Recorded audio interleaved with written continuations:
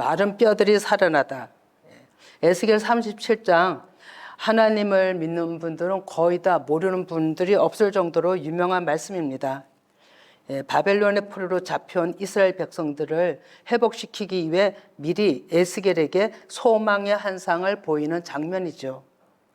그러면 이스라엘 백성들은 긴 세월 포로인 만큼 바벨론 시간의 노예로 살았을 것입니다. 또 유능한 젊은 사람들은 대적의 궁궐에서 그들의 학문을 배우며 이름도 바벨론식으로 이름을 다 바꾸고 그 새 친구들은 또 대적자들에 의해서 또 죽임을 또 당할 뻔했죠. 그러나 하나님께서 거센 불도가니 속에서 또 사자 입에서 건져내시는 그 하나님의 능력을 나타내십니다. 이 포로된 이스라엘 백성들을 배치된 위치에서 다 이런 시련들이 다니엘과 그 세 친구들뿐 아니라 많은 사람들이 고통을 당했으리라 봅니다. 그래서 그들은 고국을 그리워하면서 하나님을 무진장 찾았고 자기네 잘못을 또 깨달아 갔겠죠. 오직 하나님을 찾았던 사람들은 에레미야를 통해 말씀하신 70년이 차면 고국으로 돌아오게 하리라 한 말씀을 아마 많이 기다렸으리라 봅니다. 그리고 그들은 그곳에서 그냥 지낸 사람들이지만 또 가정을 이루고 자식들을 낳으며 산 사람들도 많다고 합니다. 그러면 그런 암울한 포로 기간에 여호와의 영이 강하게 에스겔에게 임하신 것이죠. 정말로 나라가 없고 갈 곳이 없다라고 생각을 해보세요. 얼마나 막막한가. 그러한 그 백성들에게 에스겔이 본 한상은 아주 완전 소망입니다. 그래 1절에 골짜기 가운데 두셨는데 뼈가 가득하더라. 골짜기는 갈라진 틈, 어원이 쪼개다, 찢다, 부수다, 째다 이런 의미가 있습니다.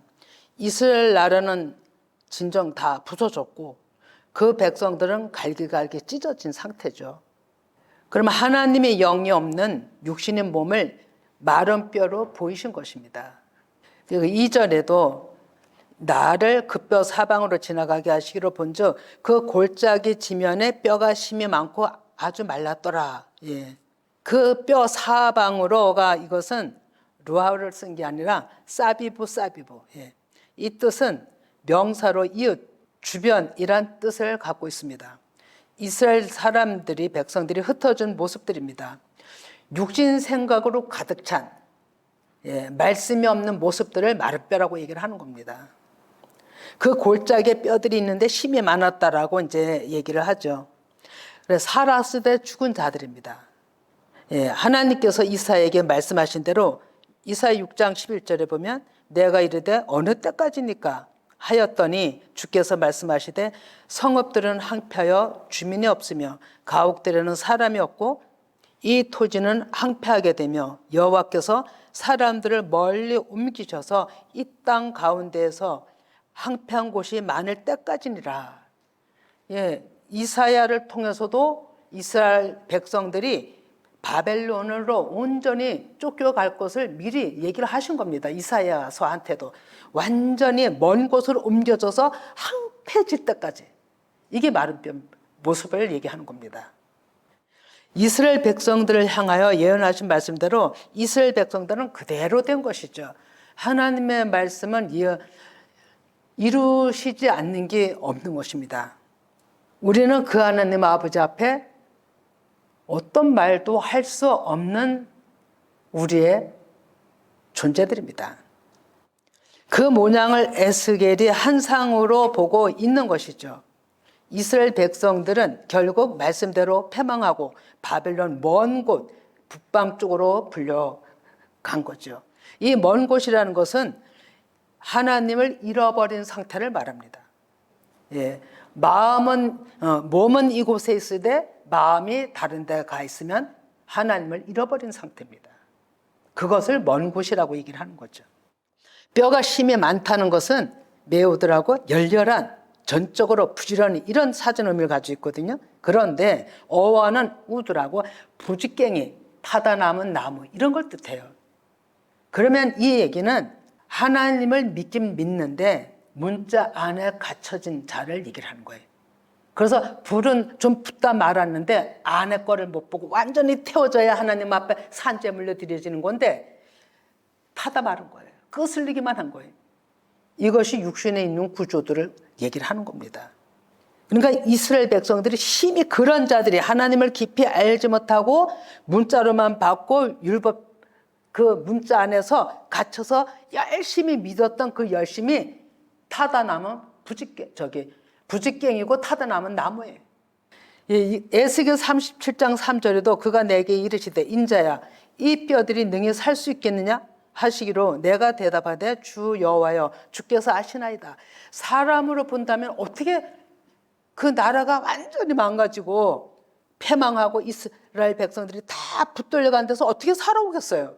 거기서 어떻게 남의 나라 노예에서 누가 주동이 돼서 이스라엘 백성들을 이끌어서 나오겠냐고요. 애굽에 붙들려간 상태와 똑같습니다. 가망이 없는 거죠. 그런데 하나님께서는 4절에 이렇게 얘기를 합니다. 또 내게 이르시되 너는 모든 이 뼈에게 대언하여 이르기를 너희 마른 뼈들아 여호와의 말씀을 들을지어다라고 얘기를 하는 거예요. 듣는 것이 생기를 받는 것이에요. 하나님이 그 영으로 뼈만 남은 육신의 구조인 사람들에게 말씀하시는 거죠. 5절에도 주 여호와께서 이 뼈들에게 이같이 말씀하시기를 내가 생기를 너희들에게 들어가게 하리니 너희가 살아나리라. 확고하게 얘기를 하시는 거예요. 분명하게 얘기하시는 거죠. 어정쩡하게 얘기하시는 게 아니라 분명하게 얘기를 하시는 거예요.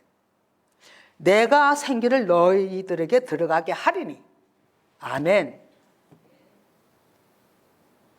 이 말씀들을 다 면으로 받아야 되거든요. 그래야 하나님이 일하지 않겠어요? 우리 안에 들어오시지 않겠냐고요. 여러분이 생기가 무엇인지 잘 아시리라 믿습니다.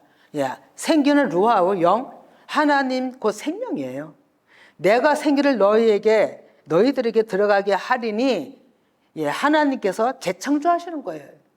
사탄의 산당을 완전히 부숴주시고 우리의 육신 생각들을 완전히 부수어 가르러 만드시고 새롭게 재창조하심이 예수님 십자가 죽음이 반드시 그 안에 있다는 거죠. 그 다음이 돼야만 부활의 영, 이런 가정이 구원의 논리입니다. 거쳐야 되는 거죠. 이제 말씀을 찾아보겠습니다. 하나님은 어떻게 일을 하시는가를 창세기 1장서부터 말씀하시죠. 창세기 1장 1절 이제 태초에 하나님이 천지를 창조하시니라 했죠. 이 천지는 우주 만물이 아니라 나 한 사람을 얘기를 하는 겁니다. 그 사람들이 2절에 보면 땅이 혼돈하고 공허 흑암 깊음, 이 네 가지가 사람 육신의 구조를 말씀합니다. 그러면 사람에게 하나님의 영이 없으면 완전 흑암입니다. 그 욕망으로 그 정욕으로 계속 차고 올라가는 거예요. 한도 끝도 없습니다. 그런데 놀라운 것은 3절에 보면 하나님이 이르시되 빛이 있으라 하시니 빛이 있었고 빛이 들어오면 그 어둠은 싹 물러가게끔 되어 있습니다. 얼마나 진짜 간단 명료합니까? 빛이 있으면 왜 물러가는지 아세요? 쫙 드러나요. 어둠은. 빛이 있으면 어둠에다 빛을 비추면 그 안에 움직였던 모든 그런 것들이 드러나게끔 되어 있어요. 그러면 거짓이 드러나는 것은 빛이 비추임이에요. 그래서 드러난 거예요. 드러난 것은 하나님께서 그냥 제거해 버리십니다. 이게 우리가 영적으로 느끼지 못해서 그렇지 실제 하나님의 영 일하심 이렇습니다. 그래서 하나님은 창세기 1장에도 이미 어둠에 있는 구조들을 빛으로 비춰서 제거해서 하나님께서 살리시는 것을 얘기하고 있는 거죠. 재창조 얘기를 하고 계시는 겁니다. 이것 또한 똑같은 건데 홍해바다 물리칠 때도 양쪽으로 서게 하고 그 마른 땅으로 건넌 것이 루아우, 그 하나님께서 일하신 거잖아요. 그 일을 동풍이라고 얘기를 했죠. 나와 결부시킨다면 내 안의 육신 구조를 말씀에 들어오면 자동적으로 그 말씀에 의해서 그거는 없어지는 걸 얘기합니다.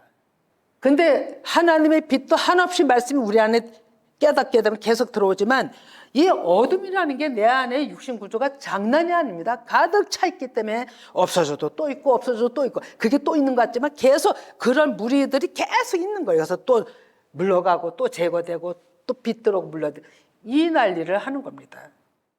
이것을 요한복음 1장 2절에도 또 말씀하죠. 5절까지도 보면 말씀이 곧 하나님이시라고 얘기를 하죠. 태초에 말씀이 계셨는데 처음부터. 이 처음이 무슨 천지창조 아무것도 사람이 없을 때 태초 이게 아니에요, 여러분. 나 한 사람을 만들 때 가장 나로 결부시킨다면 그 말씀이 일하시는 거예요. 나 한 사람을 만들 때도 말씀이 일하신다는 거죠. 제 안에서, 저를 통해서. 근데 뭘로? 말씀으로. 그 말씀이 만물을 지으셨다고 하죠. 만물은 하나님의 백성들을 뜻합니다. 만물 가운데 계신 분을 소개하는 거죠. 근데 그 안에 생명이 있었으니, 그 만물 가운데, 그 하나님이 창조하는 사람들 가운데 생명이 있었다라고 얘기를 하는 거예요. 하나님 믿지 않니 하는 가운데는 생명이 없어요. 안 믿는 사람들에겐. 이거는 하나님을 믿고자 하나님이 이끈 자들, 그 안에 하나님의 생명이 있었다는 거죠. 근데 무엇으로? 빛으로. 이 빛이 어둠에 빛이 돼 어둠이 깨닫지 못하더라. 처음엔 깨닫지 못하는 거죠. 그러니까 깨닫지 못하면 어둠이 안 드러나는 거예요. 거짓들이 안 드러나는 거예요. 악한 것들이 안 드러나는 거예요. 근데 드러난 걸 아는 것은 깨달았다는 거예요. 깨달았을 때는 즉시 물러가는 거죠. 있을 수가 없는 거죠. 왜? 부끄러워요. 깨닫게 되면 어둠은 부끄러워해요. 그리고 깨닫게 되면 악한 것들은 있을 수가 없어요. 자기 죄성을 알게 되겠죠. 그래서 또 그들도 또 살리는 것이 하나님의 방법입니다. 우리가 어둠 속에 있다는 거 인지하셔야 됩니다. 인정해야 된다는 거죠. 우리는 아무리 하나님을 안다 해도 그 무한하신 하나님 앞에 할 수 없습니다 조차도 할 수가 없어요. 어떤 말이 제일 정확하냐면 아무 말도 할 수 없습니다. 그게 더 정답이라고 보는 거예요. 그러한 이스라엘 포로민들에게 생기를 주시겠다고 하는 것은 큰 구원인 거죠. 하나님은 어떻게 살리시는 방법을 말씀하시는지 이제 또 말씀을 찾아봅니다. 근데 오늘 이 본문 말씀에도 첫 번에 하나님은 들으라 이렇게 얘기를 하시죠.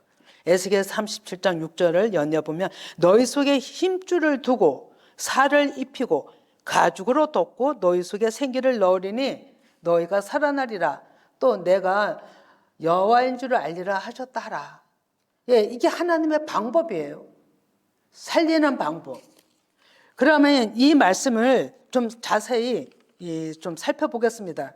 어제 이것 때문에 참 고민을 많이 했거든요. 우리 장로님이랑 같이 말씀을 살피다가 여기저기 살피면서 진짜 고민을 했는데 이거는 제가 아는 거지 여러분들은 더 깊게 들어가시기 바랍니다. 미리 얘기합니다. 네 가지를 여기서 얘기를 합니다. 힘줄을 두고 그러니까 너희 위에 힘줄을 두고 살을 입히고 가죽으로 덮고 너희 속에 생기를 부어 넣으리니 이 네 가지를 얘기를 하고 있습니다. 그럼 이것이 무엇일까요? 하나님이 사람을 살리는 방법이거든요. 그러면은 먼저 욥기서 10장 21절을 봅니다.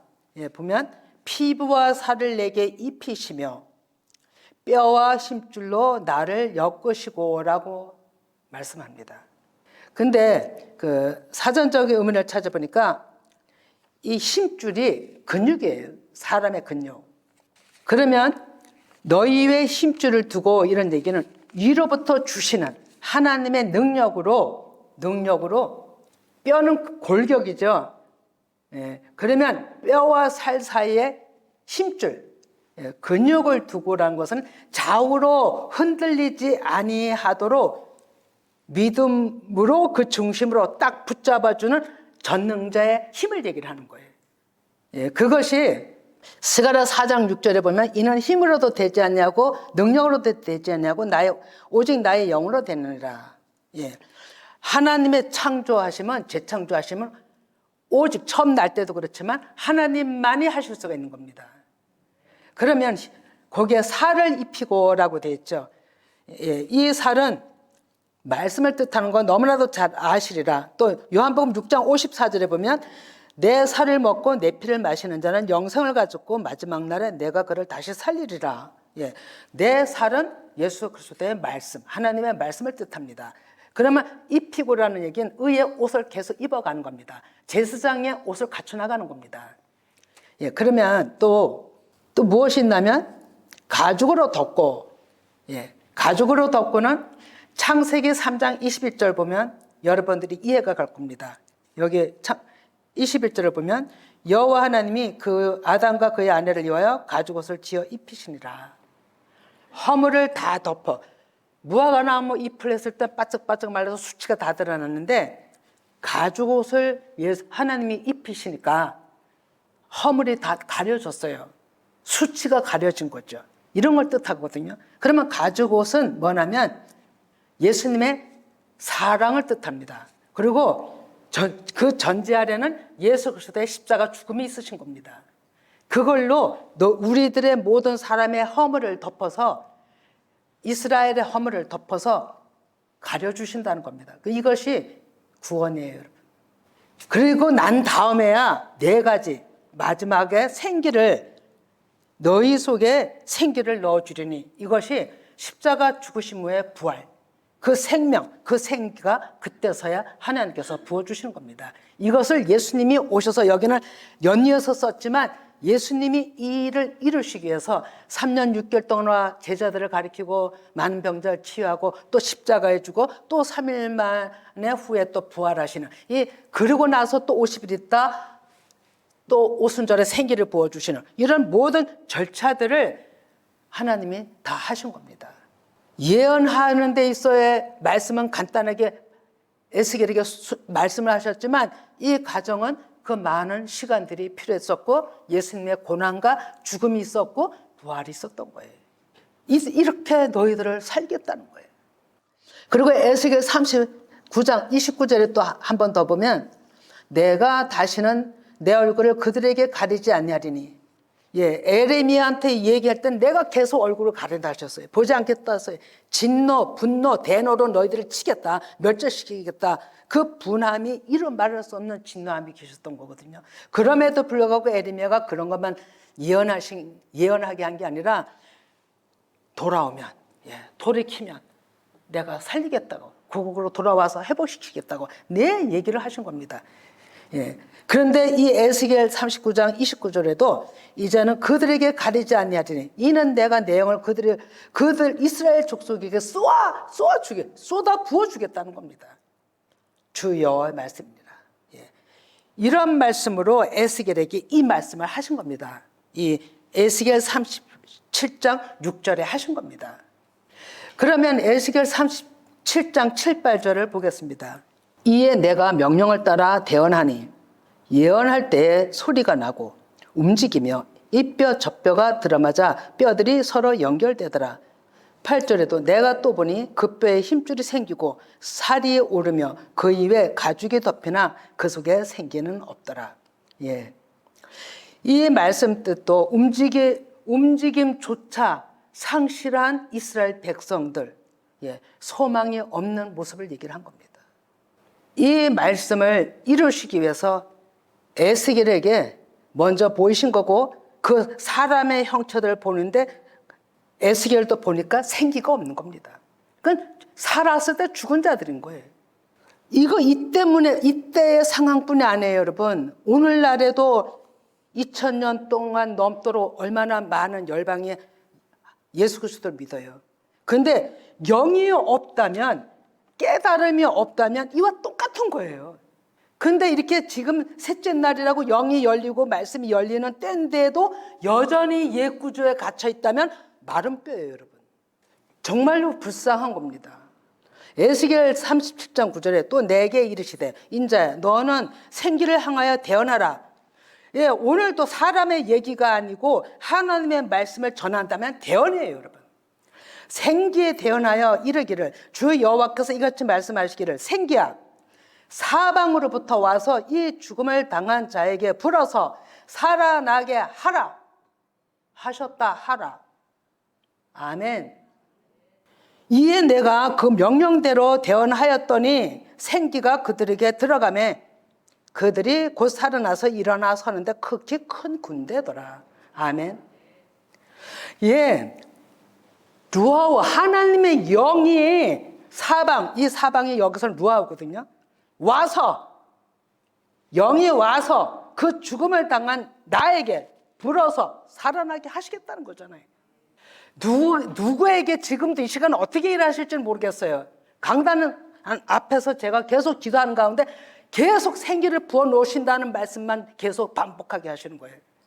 저와 여러분은 복받은 자들 중에 있는 거예요. 아니, 어떻게 성령께서 이렇게 계속 말씀을 하셔요?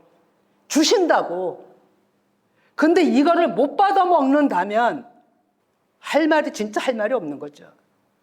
지금 이 일을 하기 위해서 저 표의 말씀을 얻기 위해서 계속 지금 문제 계속 내주고 있거든요. 2월 27일 문제 낸 거에서 벌써 5번째, 4번째인가 5번째가 문제를 또 받은 사람이 있어요. 계속하고 그 문제를 답한 자들에게 계속 제가 성령께 여쭤서 말씀을 보내거든요. 계속 차올라오는 거예요. 너무 재미있대요. 순종이 하나님 아버지 앞에 몰랐던 걸 또 알게 되고 그들도 계속 차고 올라가는 거예요. 이것을 하나님이 주시는 생각 계속 받아 먹는 거거든요. 몰라도 하나님 앞에 엎드려서 찾고자 할 때, 나를 굽힐 때 성령께서는 일하시는 거예요. 이제는 각자 성령께서 도제교육이라고 제가 얘기를 했어요. 성령께서 직접 가르치시는 거예요. 저는 거기 하나님께서 주시는 문제하고 네 하셨습니까? 이것만 딱 끝나요. 성령께서 여러분들 각자를 가르치시는 거예요. 그리고 각자의 물음을 통해서 성령 하나님의 뜻을 알아가는 거예요. 이것이 마른 뼈가 살아나는 거예요. 그런 자들이 큰 군대가 되는 거예요. 예, 하나님께서는 계속 선포하죠. 대언이 선포입니다. 말씀이 그들 마음에 새겨지는 것이죠. 새겨지는 거예요. 그렇게 하면 자기가 성령님께 여쭤서 그 말씀을 한 절 한 절 찾아 들어가기 때문에 그런 거는 안 잊어먹어요. 이렇게 여기서 듣는 거는 잊어먹을 수가 있어요. 왜? 남이 깨달은 걸 전해 듣기 때문에 잊어먹을 수가 있다고요. 근데 본인이 이 성령께 여쭤서 이게 무슨 말씀인가요? 깨닫기 시작하면 그건 안 잊어먹는다니까요. 그냥 나한테 그대로 생명이 돼요. 이렇게 아주 즉흥적인 진짜 이런 지혜가 저도 어디서 났겠어요. 제가 하는 게 아니에요. 전 그런 지혜 낼 만한 머리도 안 되고 가치도 없는 자예요. 성령께서 가르쳐 주시는 대로 지금 여러분들한테 하는 겁니다. 거기에 답은 여러분들이 해야 되는 거예요. 자, 그러면 에스겔 19장 4절에도 그 군대를 좀 더 보는데요. 하늘에 있는 군대들이 희고 깨끗한 세마포 옷을 입고 백마를 타고 그를 따르더라. 예, 그의 입에서 예리한 검이 나오니 그것으로 만국을 치겠고 친히 그들을 철정으로 다스리며 또 친히 하나님 곧 전능하신 의 맹렬한 진노의 포도주 틀을 밟겠고 그 옷과 그달의 이름은 쓴 것이 있으니 만왕의 왕이요 만주의 주라 하였더라. 아멘. 예, 하늘에 있는 군대들, 이게 무슨 공중에 우리가 보이지 않는 진짜 죽어서 천국 하늘이 얘기 아니에요, 여러분. 하늘에 있는 군대들은요, 이미 말씀에 깨달아서 하나님의 말씀이 내 안에 있는 자들이 하늘의 군대예요. 그들이 희고 깨끗한 세마포 옷을 입은 자들이에요. 살을 입히고 이랬잖아요, 에스겔서에다가도. 그런 자들이, 예, 백마라 얘기하는 건 전쟁을 하는 거예요. 육신과 하나님의 영으로, 진리와 비진리로 싸우는 자들의 용어예요, 여러분. 근데 타고 누굴 따라? 예수 그리스도를 따르는 거예요. 진리로 따르는 거예요. 그래서 하늘의 군대들은 말씀의 옷이 입혀온 자들은 분별이 있어요, 여러분. 그들의 분별은 예리한 칼이에요. 그래서 옳고 그름을 판단하는 게 아니라 그냥 잘라버리는 능력이 있어요. 그리고 그들은 예수님과 같이 진짜로 자기가 그를 혈기로 대항하는 게 아니라 십자가 죽음으로 자기 자아를 죽임으로 입을 봉함으로 사단의 머리통들을 심령들을 밟아버리는 거예요. 이게 지금 그 싸움이에요, 여러분. 그 옷과 다리에 이름이 쓴 것이 있으니 만왕의 왕. 이것은요, 복음을 전하는 예수 그리스도를 뜻하는 거예요. 이 다리발은 다 복음을 뜻합니다. 예수 그리스도께서 그 일을 하시는 그 일에 따르는 자들 뒤따라 또 같은 그 싸움을 하는 겁니다. 예, 어느 시대나 복음으로 하나님은 우리를 부르십니다. 성령의 음성을 듣는 자들이 그 뒤를 따르는 자들이, 그들이 군대들이. 에스겔 37장 11절에 또 내게 이르시되 인자야 이 뼈들은 이스라엘 온 족속이라. 그들이 이르기를 우리의 뼈들이 말랐고 우리의 소망이 없어졌나니 우린 다 멸절되었다 하느니라. 그러므로 너는 대언하여 그들에게 이르기를 주 여호와께서 이같이 말씀하시기를 내 백성들아 내가 너희 무덤을 열고 너희로 거기서 나오게 하고 이스라엘 땅으로 들어가게 하리라. 아멘. 예, 표면적으로는 이스라엘 나라이지만 영적으로는 예수 그리스도께 속한 것을 뜻합니다. 포로 당시 이스라엘 백성들이 절망이었죠. 실제 바벨론 강대국은요, 하나님이 그 강대국을 무너뜨리셨어요. 자세한 건 없지만 마지막 벨사살 왕에 의해서 완전히 마지막 왕이 되죠.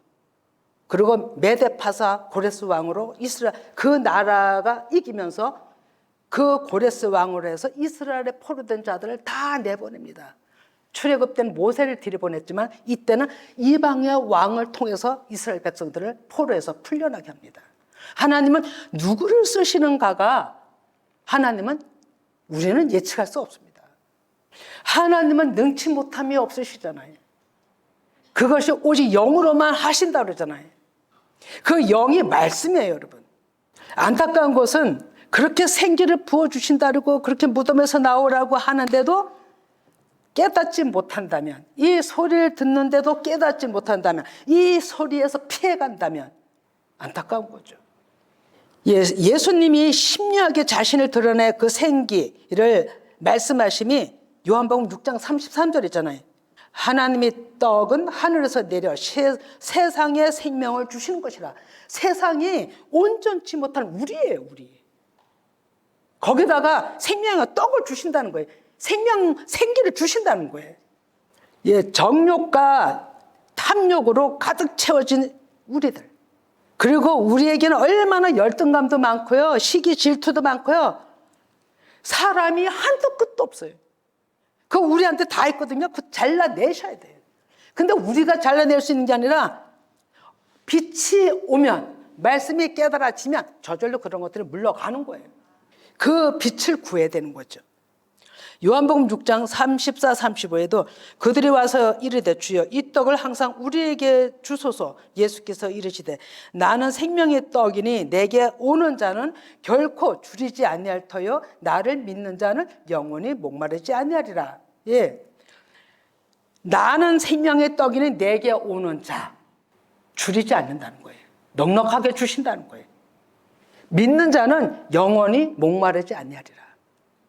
예, 에스겔서에 그 이외에 힘줄을 두고, 예, 믿음으로 중심으로 뼈와 살에 근육을 둬서 흔들리지 않게 붙들어 주겠다 이거잖아요.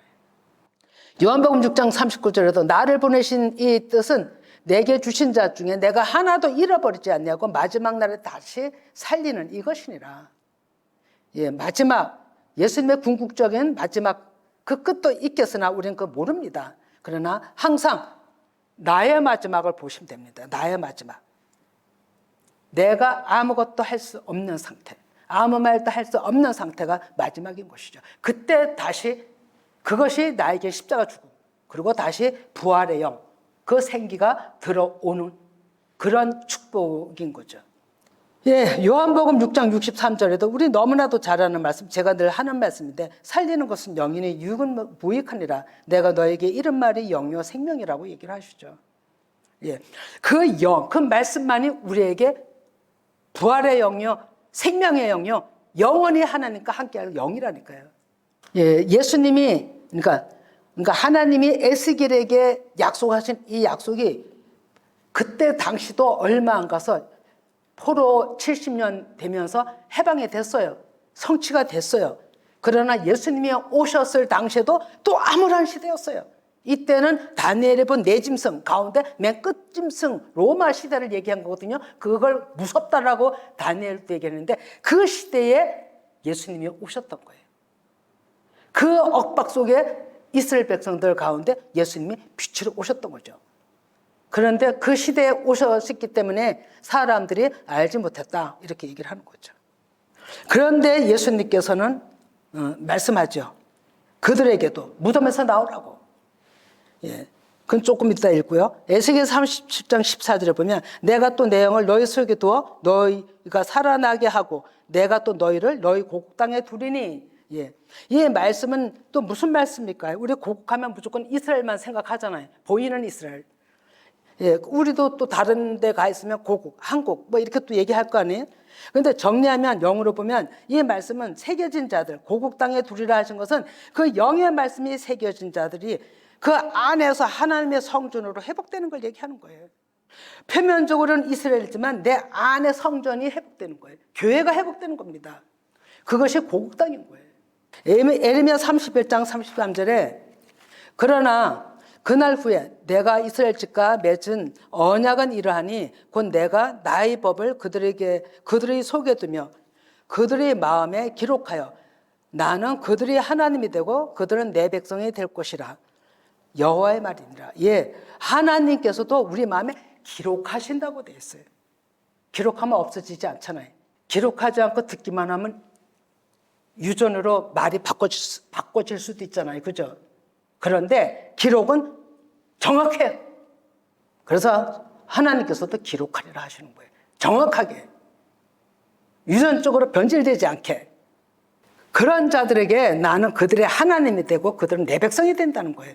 오늘날에도 이 말씀은 여전히 유효하고 그대로 실행하시는 하나님이십니다. 하나님께서는 에리미야를 통해서 요시야, 여호와김, 스드기야 세 왕을 통해서 내 성전 무너질 걸 얘기했어요. 우리가 무너지지 않냐면 하나님의 생기가 들어올 수가 없어요.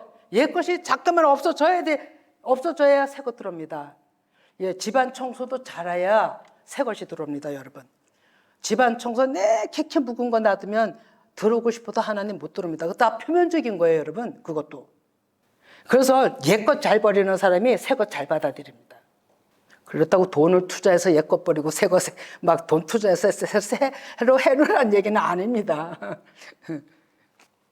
자, 그러면 내 안에 무엇이 가로막고 있는지 한번 살펴보시기 바랍니다. 내 안에 무엇이 가로막고 대적하고 있는가? 하나님 아버지 앞에 그걸 분별하는 것은 말씀이 기준이 돼야 됩니다. 내 관점에서 기준하지 마시기 바랍니다. 말씀이 기준이 돼야 정확한 겁니다. 그래서 이거를 성령께 가르쳐 달라고 하시면 그걸 간구하고 구하시면 어떤 모양으로 해도 다른 TV, 어떤 방송을 통해 또 어떤 말씀을 통해 어떤 모양으로든 꿈으로든 말씀으로든 기도 가운데든 알리십니다. 그래서 그것을 내 안에 무엇인가를 알아서 하나님 앞에 내어드리는 게 드러내는 겁니다. 그럴 때 하나님은 우리를 깨끗게 하시고 그 생기를 부어주시는 줄 믿습니다. 그것이 듣는 자가 그 생기를 받고 무덤에서 나오는 거예요. 나사로가 죽었다가 사흘 만에 무덤에서 나온 것처럼 그게 기쁜 소식이잖아요. 죽었다 살아났으니. 우리도 실제로 문자에서 깨달음이 죽음에서 나온 겁니다. 무덤에서 나온 거예요. 이렇게 했더니 나사로가 죽었다가 살아났더니 요한복음 12장 9, 11절 설명만 하겠는데 예수님만 죽일 뿐 아니라 나사로까지 죽이려고 그랬어요. 왜? 반대의 어둠에 있는 자들은 난리가 났죠. 왜? 나사로 까닭에 하나님을 많이 믿는 자들이 생기니까. 누구 까닭에 교회가 부흥되니까. 누구 까닭에 뭔가 좀 으쌰으쌰하니까 사단들은 난리가 난 거죠. 그건 그때나 지금이나 이거 다 비유입니다. 현실은 똑같습니다. 사단들은 남 잘 되는 걸 못 봅니다. 그래서 계속 이렇게 나사로가 살았으면 얼마나 좋습니까? 죽었다 살아났으니 막 진짜로 그래서 믿는 사람이 많은 거잖아요. 그런데 나사로까지 죽이려고 해요. 이게 사람들의 그 악한 거예요. 악한 것. 예, 요한복음 12장 35절에도 예수께서 이르시되 아직 잠시 동안 빛이 너희 중에 있으니 빛이 있을 동안에 다녀 어둠에 붙잡히지 않게 하라. 어둠에 다니는 자는 그 가는 것을 알지 못한다. 예, 알지 못하기 때문에 어둠에 가는 걸 알지 못하기 때문에 그렇게 하는 겁니다. 예, 그러나 빛이 있는 동안에 우리 지금은 성령의 빛이 있습니다. 말씀의 빛이 있어요. 지금은 있어요. 이게 언제 예수님이 이 땅에 안 계시고 하늘나라 가셨던 것처럼 이 성령의 빛이 언제 걷어지실지 같은 패턴이거든요. 우리는 모르지만 있을 것이란 말입니다. 궁극적으로.